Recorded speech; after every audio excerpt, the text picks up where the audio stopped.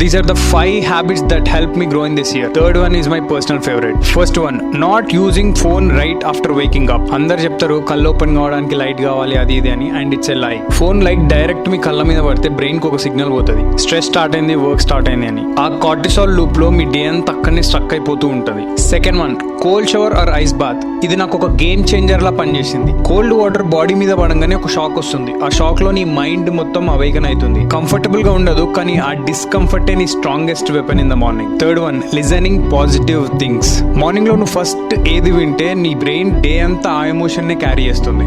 So just favourite songs వినకుండా only positive vibe ఇచ్చే songs విను. నేను పర్సనల్ గా హనుమాన్ చాలీసా అండ్ భగవద్గీత వింటా. బికాస్ గ్రాటిట్యూడ్, పీస్, అచీవ్మెంట్ అనే వైబ్ లో నా డే మొత్తం స్టార్ట్ అవుతుంది. Fourth one, early morning sun. ఈ విషయం అందరు చెప్తారు కానీ ఎవ్వరు ఫాలో అవ్వరు. నేను కూడా మీలానే ఉండే.